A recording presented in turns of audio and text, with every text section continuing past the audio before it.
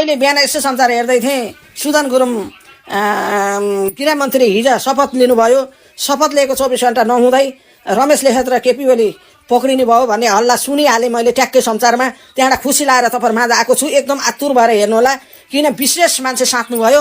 अब साट्न पर्ने गगन थापा र विशु प्रकाश, अनि त्यसपछिको यो उकिल त्रिपाठी, त्यसपछिको युवराज सफल, यस्ता यस्ता अराजक लहर जाग्न पर्छ। यो देशमा काम गर्न नदिने, यिनी नहुने मुद्दा हाल्ने, पैसा खाँदै लुम्क्याउँदै हिँड्नेलाई एक साँतेर घिसारेर लगेर जाग्दिनु यिनीहरूका। अब यो युवराज सफलले बोलेको ठाउँ पनि कोही सुन्न नपरोस्, र यो त्रिपाठी हो सिरपाठी हो यो।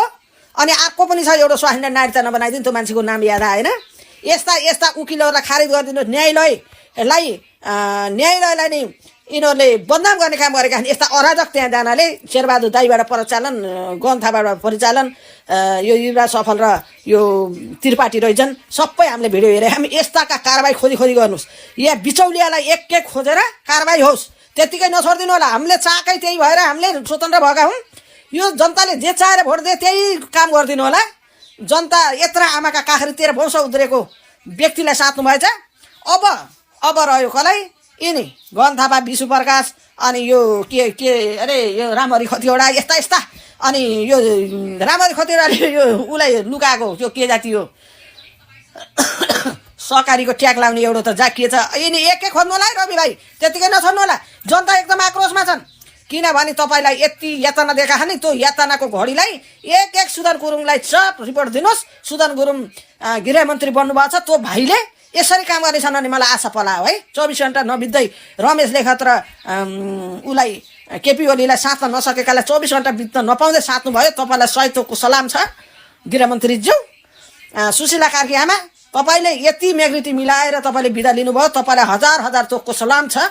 नारी भएर यति काम गर्न सक्नुभयो, छोराहरूका जिम्मा लाएर देश सम्पेर जानुभयो।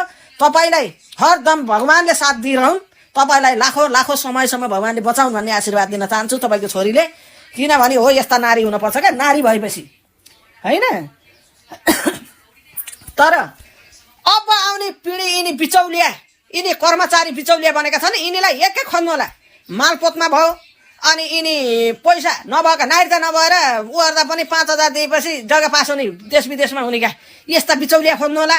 अनि त्यहाँबाट जग्गा किनबेच गर्दाखेरि किन्नेको त खर्च भएको छ, बेच्नेको यो लात्तर, जग्गा बेच्नेले लात्तर तिर्ने, यो दोहोरा पैसा लिने गरेका छन्। यिनी बिचौलियालाई एक खोज्नु होला। यस्ता बिचौलिया खोज्नुपर्छ। हामीले चाहेका यस्ता बिचौलिया खोज्नको लागि हो। अनि स्कुलमा पढाउने टिचरहरू, बोर्डिङमा पढाउने टिचर मास्टरहरूले राजनीति गर्न पाइँदैन। यो पनि हेक्कर होस्। बोर्डिङ सोचिनु होला। तपाईँहरूले विदेश गएर बेचिएर कमाएका धन बालबालिका बोर्डिङ छोडेर बाबामा विदेशिएका छन् नि, तिनीको सरकारी स्कुलमा भन्दा बोर्डिङमा बिदा हुन्छ भने बोर्डिङमा किन पढाउने?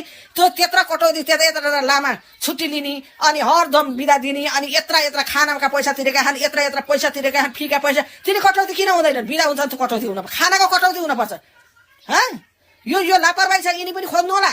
यो नेपाल अधिराज्यभरिका बोर्डिङ पनि छानबिन हुनु। अब बोर्डिङ खोल्न नपाइने सरकारी स्कुलमा पढाउने नीति र नियम बसाल्नु होला। मैले त यो पनि कुरा उठाइदिएँ। मेरा छोराछोरी छैन नै पढ्ने, फेरि सब कुरा देश विदेशमा गएर बेचिएका नारी रोका खाने हो, तिनीको आवाज उठाइदिएको मैले। मेरो आवाज होइन हजुर, रिसिभी नलिनु होला। त्यहाँ एउटी आइ मैले भन्थे कि म त राजनीतिको सह छैन भने गगन थापाले स्कुलमा लगाइदिएछ, बडो पैसा कमाउने भइछन् तिनी। तर ठिकै छ, कमाइ खाऊ, अर्कालाई चाहिँ दोष नदेऊ। किनभने हो सत्यको आवाजमा बोल, सत्यको गलत गर, गलत मान्छेको सपोर्ट दिएर नहिँड। मैले गगन थापा ठिक छैन भने कि गगन थापाले कति पैसा लुटेको छ, त्यो बोटलको त पक्रिनु भएको छ नि पोखराको, हो त्यो मान्छेका टाङ चेत्ने हो नि। गगन थापाले कति पैसा खा, सबै अकल छ। यिनी सबै खोज्नु है, सबै खोज्नु, नछोड्नु। कति दाजुभाइले रिसिभी नलिनु। सत्यको चोरलाई चोरै भन्नुपर्छ, ठगलाई ठगै भन्नुपर्छ होइन। यस्ता कर्मचारी सब खोज्नु होला। सबैको छानबिन होस्। बोर्डिङ स्कुल छानबिन होस्। अनि यिनी पसल आउँदी पनि 2 नम्बरी धन्दा गरेर सामान बेचेका छन्, त्यो डेट गएका पनि फेरि डेट हालेर बेचेका छन्। यिनी सब छानबिन हुनुपर्छ भन्ने आवाज उठाउँछन्। अब वाडामा पनि एकदम छानबिन भएर एकदम निगरानी राख्नु होला। अब कुनै ठाउँमा एउटी यो पार्टी एमाले के तैँले घटी भोट दिस् भनेर मलाई निकाल्नु भयो भनेर रोइने त्यो बहिनी, त्यहाँबाट यो आवाज उठाएको छु है मैले। यस्तो गरेर वाडामा पाइँदैन। अब वाडा पनि सबै स्वतन्त्र बनाइदिनु रवि बालनजी। अब तपाईँले 20 वर्ष देश चल्ने गरेर काम गरिदिनु र यो देशलाई विश्वको 1 नम्बर बनाइदिनु नेपाल। किनभने देश विदेशमा नेता हाम्रा नेपालका जस्ता नेता विदेश त्यस्ता बन्थे, हाम्रा दाजुभाइ गएर देखाउँछन् नि कति रहर लाग्छ। हेर त तिनीहरू साइकल आइन्छन् नेताहरू। हाम्रा नेपालका नेताहरू करोडौँका गाडी चढेर बाहिरबाट गोली ठोक्दा पनि सिसा नफुट्ने गाडी लाएर हिँड्छन्। यिनले गलत काम गरे हेर्नु पो त्यस्ता गाडी चलाए न त साइकल चलाएर हिँडे पनि अमेरिका जापानमा के अरे प्रधानमन्त्री राष्ट्रपति राजा बनेका ठाउँमा साइकल आइन्छन्। यिनलाई गाडी चाहिँदैन, सत्य नेतालाई गाडी चाहिँदैन, डर हुँदैन। त्यसरी काम गरिदिनु होला, त्यस्तै नियम ल्याइदिनु होला प्लिज भन्न चाहन्छु। अब यो 17 चोटि चुनाव हारेको राष्ट्रपति राख्ने होइन, त्यो ठाउँमा राजा ल्याएर राखिदिनुहोस् क्या। 17 चोटि चुनाव हारेको राष्ट्रपति बनाउन हुन्छ? यो भागेको राष्ट्रपति भनेर कता नारा लाखन्, यो राजा राख्नुपर्छ त्यो ठाउँमा, राष्ट्रपति ठाउँमा भन्दै हजुरमाझ बिदा हुन चाहन्छु। हस्त नमस्कार।